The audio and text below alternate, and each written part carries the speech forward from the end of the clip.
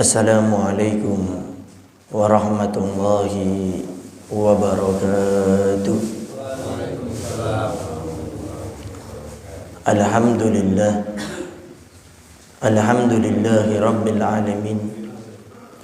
Wassalatu wassalamu ala asyrafil anbiya'i wa mursalin, sayyidina wa habibina wa syafi'ina wa qurrati a'yunina wa nuri qulubina Muhammad habibi rabbil alamin wa ala alihi wa sahbihi ajma'in.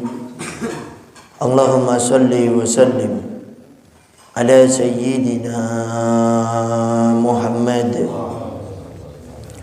tibil qulub wa dawaiha wa afiyatil abdani wa shifaiha wa nuril absari wa diyaiha wa qutil arwah wa gidaiha wa ala alihi wa sahbihi wa sallim.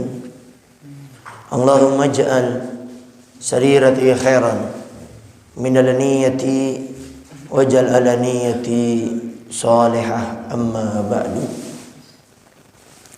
Al-mukarram wal-muhtaram yang sama-sama kita muliakan dan kita hormati selalu, para alim, para ulama, para asatidah, penyambung lisan sekaligus penerus perjuangan Nabi kita Muhammad sallallahu alaihi wa alihi wasallam, yang kita doakan selalu mudah-mudahan para ustadz, para kiai, para ulama, para habaib kita diberikan panjang umur oleh Allah dalam keadaan sehat walafiat.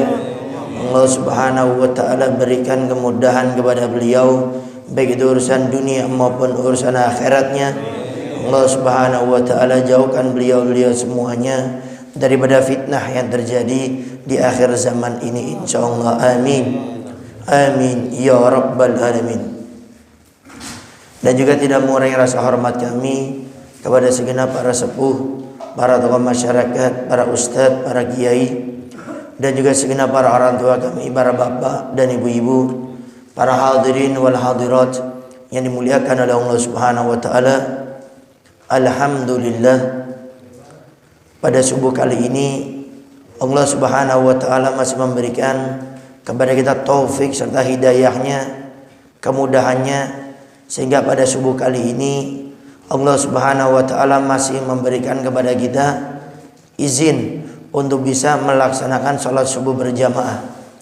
Bersyukurlah selalu kepada Allah, karena tatkala kita bersyukur kepada Allah, dengan janjinya Allah akan menambah nikmat syukur tersebut.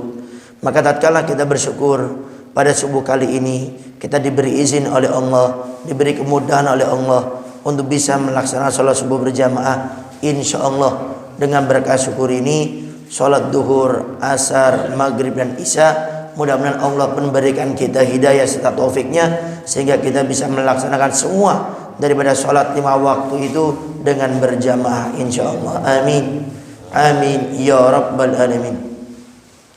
Para hadirin wal hadirat yang dimuliakan oleh Allah subhanahu wa ta'ala, tapi ingat, ada salah satu perbuatan yang apabila kita melakukan, nikmat yang saat ini kita miliki akan dicabut oleh Allah subhanahu wa ta'ala, akan diambil oleh Allah subhanahu wa ta'ala. Perbuatan tersebut adalah tatkala kita tidak bersyukur atas apa yang telah Allah berikan kepada kita. Allah berikan kepada kita harta, kita tidak mensyukurinya. Harta tersebut kita gunakan untuk yang haram. Harta tersebut menjadikan kita meninggalkan kewajiban kepada Allah. Allah berikan kepada kita pangkat, jabatan. Dengan pangkat jabatan tersebut kita melupakan kewajiban, bahkan kita melakukan keharaman demi keharaman, berbuat dolim dengan orang lain. Allah berikan kita ilmu, dengan ilmu tersebut kita tidak mengamalkannya, bahkan kita merasa diri kita lebih baik dari orang lain, kita meremehkan orang lain. Allah berikan kita nasab, garis keturunan yang mulia, garis keturunan yang baik, anaknya kiai, anaknya ulama, anaknya seorang habib. Itu semuanya tatkala kita tidak bisa mensyukurinya, maka nikmat-nikmat yang lainnya atau nikmat-nikmat yang tadi akan dicabut oleh Allah Subhanahu wa taala. Sudah cukup pelajaran bagi kita di zaman dulu. bagaimana seorang Qarun menjadi orang yang sangat kaya di zaman Nabi Musa alaihissalam. Qarun ini saking kayanya, dikisahkan kunci yang untuk membuka gudangnya saja itu dibawa 70 orang. Dalam salah satu riwayat cerita ada yang mengatakan 200 orang. Ini cuma kuncinya. Bagaimana dengan gemboknya, besar gudangnya, dan dibalik isi gudang tersebut apa saja.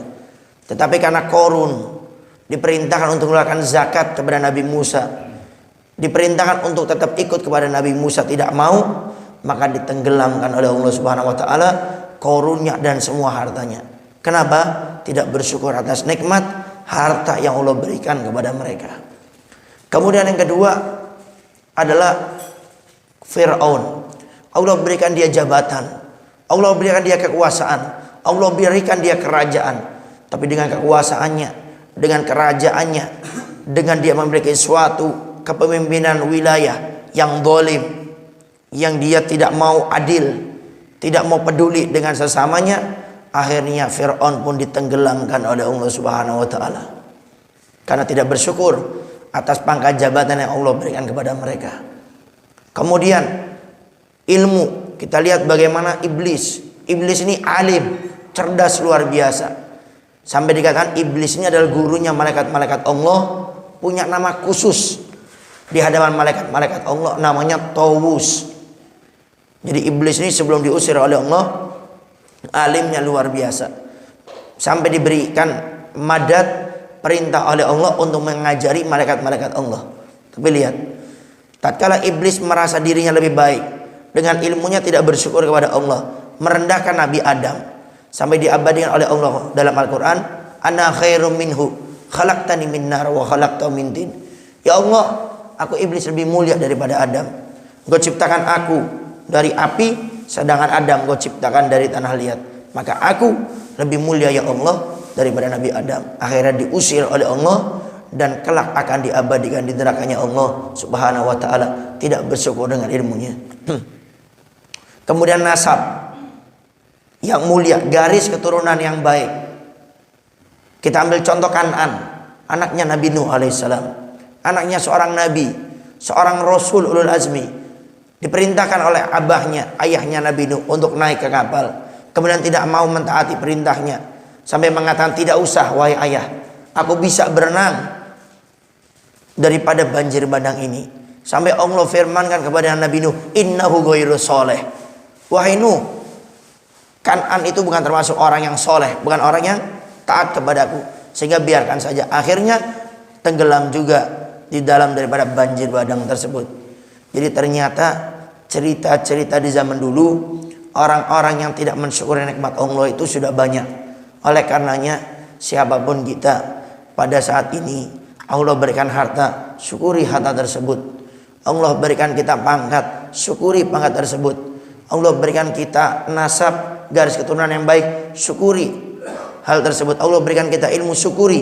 Karena dengan kita bersyukur, Allah akan jaga, Allah akan tambahkan nikmat tersebut. Tapi manakala kita tidak mensyukurinya, diberi harta kita meremehkan, merendahkan orang, menghina orang, diberikan pangkat jabatan, kita berbuat zalim kepada orang, kita tidak berbuat adil dengan kekuasaan kita bertindak sewena-wena. Dengan ilmu kita tidak mensyukurinya, merendahkan orang lain, merasa dirinya lebih baik dari orang lain. Kemudian dengan nasabnya dia tidak mensyukurinya, malah membanggakan daripada nasabnya.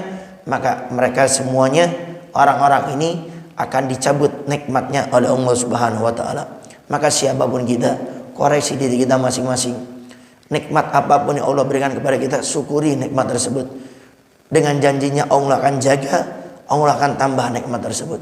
Tapi manakala nikmat yang Allah berikan kepada kita, apapun itu bentuknya, kesehatan khususnya, kita tidak gunakan kesehatan tersebut untuk melakukan kebaikan, malah kita mengkufurinya, maka hati-hati. Allah sudah mengancam, inna adzabillahi syadid, ingat siksaku amat pedih, baik di dunia ataupun di akhirat. Para hadirin wal hadirat yang dimuliakan oleh Allah Subhanahu wa taala, mudah-mudahan Allah Subhanahu wa taala menjadikan kita semuanya hamba-hamba yang selalu bersyukur atas nikmatnya, dan Allah jauhkan kita daripada mengkufurinya. Dan mudah-mudahan seluruh nikmat yang Allah berikan kepada kita kita mampu untuk menggunakannya dalam ketaatan dan tidak menggunakannya dalam keharaman. Rabbana atina fid dunya hasanah wa fil akhirati hasanah wa qina adzabannar. Wa sallallahu ala sayyidina Muhammadin wa ala alihi wasallam. Walhamdulillahi rabbil alamin. Kurang lebihnya al-fakir minta maaf dan mohon doanya selalu. Akhirul kalam. Assalamualaikum warahmatullahi wabarakatuh.